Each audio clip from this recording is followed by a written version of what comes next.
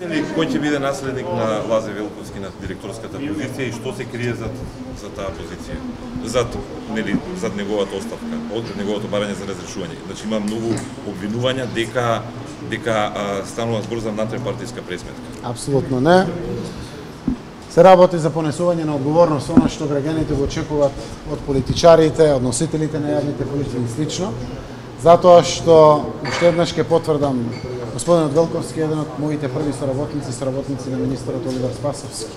Но грешката е направена и одговорноста мора да се понесе. Секако јас верувам дека тој ќе остане понатаму еден значаен фактор во Министерството за внатрешни работи, заради тоа што е важен со неговото искуство, е од помош на државата и државата треба да продолжи да го користи неговото искуство во работата. Исправен пред заканата и одредени закани кои што во минатото се насочени кон него, кон семејството, секако ја направи грешката и за таа грешка треба да се понесе одговорност. Министерот за внатрешни работи преку Министерството за внатрешни работи веќе објави јавно, даде предлог за разрешување. Владата на утрешната седница ќе го разгледа таквиот предлог, а секако после тоа ќе разгледуваме и можни решенија доколку владата одлучи да постапи по предлогот на овластениот предлагач, тоа е министерот за внатрешни работи. Значи апсолутно господинот Велковски е професионален човек. Да, точно тој е припадник на Социјалдемократскиот сојуз и верува во политиките на Социјалдемократскиот сојуз, но секогаш важел за еден сплотувачки фактор.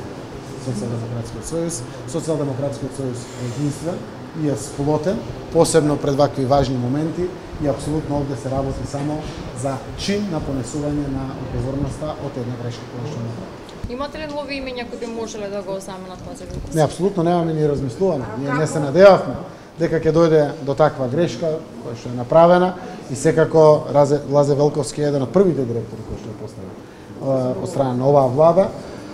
Пред една година и месец од прилика е поставен за директор, затоа и немаме воопшто размислувано. Јас верувам дека ќе ни треба и време да најдеме вистинско решение со добра анализа за ова место, доколку секако владата одлучи да постапи по предлогот на министерот Спасовски. Како коментирате тоа што за Лазе Велковски има веќе предлог за разрешување, а вие не ја прифативте оставката на вице-премиерот Кочо Андјушев за доделување на грантови? Заради тоа што овде имаме констатирана грешка. Не, апсолутно нема. Заради тоа што овде има констатирана и потврдена грешка. Во делот на Фондот за иновации и апликациите, секој по закон во Република Македонија има право да конкурира. Напоменувам, секој. Дали ние тоа ги извитоперуваме вредности или не, тоа е прашање за дебата.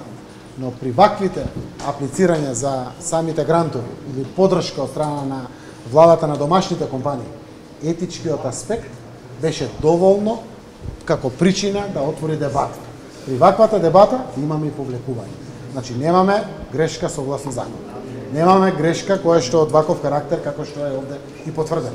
Се повлече компанијата во која што Кочо Андјушев има 16% или не знам Кари Лопенец има 30%, кои што се носители на функции во власта, еден во парламентарната власт, другиот е во издржната власт и апсолутно се работи за два различни случаи. Законот важи еднакво за сите и одговорноста мора да ја понесува секој. Ние имаме еклатантни примери каде што тоа веќе сме го докажали.